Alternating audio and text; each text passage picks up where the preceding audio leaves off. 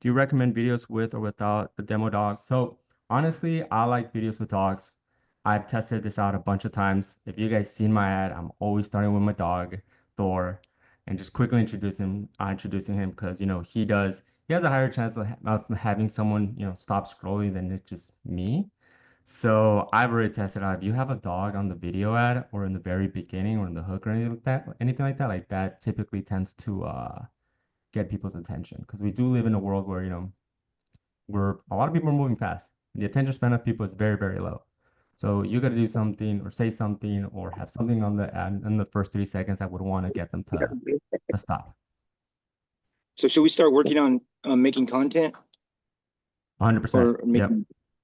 Yeah, 100%. So next week I am going to dive into, getting the house in order, which is what are the stuff that we recommend when it comes to having, your Instagram, just because that does make a huge difference. One of the things that I truly do believe, and I have personally tested out as well, was that I was running ads for, Mike, he has 176 thousand followers. I was running an ad for another guy in the company. He had like around, I think less than 10,000 followers. I was running the exact same offer, the exact same text, the exact same, like location. Literally everything was exactly the exact same thing.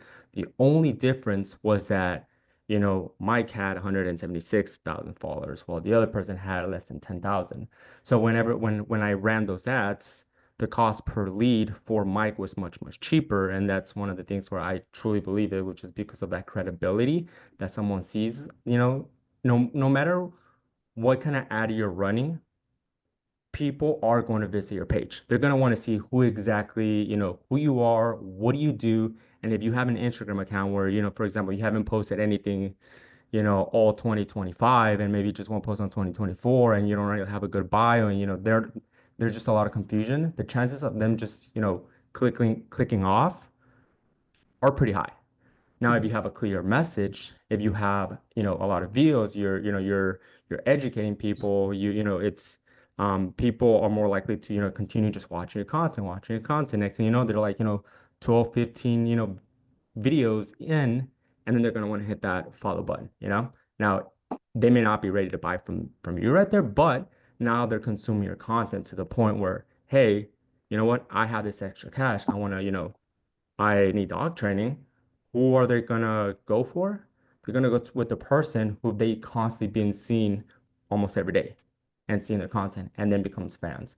So yeah, I'll go over that next week on, getting the house in order. I'll go a little bit more over, the JK5, and pretty much to make sure that, your Instagram and social medias are fully optimized, to increase those chances, because those little details do make a difference in the long run.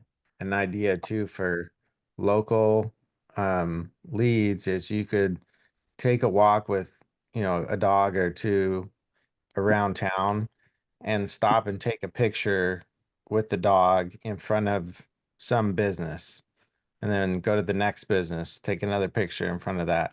And then every week you now have a post or a video to post and you can tag that other business and they're, likely to share that story, or you could ask them to collaborate if you know them, and then they're going to start sharing. And that's a really good way to start reaching your local demographic is by kind of partnering with other businesses, but you put your foot forward first and offered to, publicize their business on your platform, and then they're likely to reciprocate. And I stopped and I did that in front of a lashes studio. Like I had no business, doing that. And then I tagged them in the photo and then I got a customer from it. And it was like, I've never even been in their store. I don't even know them, but I tagged them on a post and, and can get a lead like that. So it's just another idea you could try.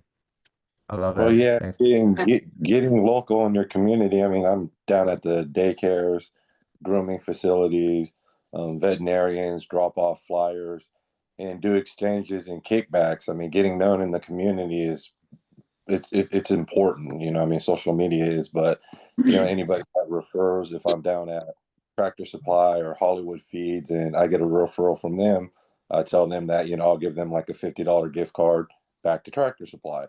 for leaving my referral, for leaving my business cards here, for leaving the flyers here. So it's all about, you know, working, co-businessing other companies and, you know, giving something back. Yep. Yep. Reciprocity.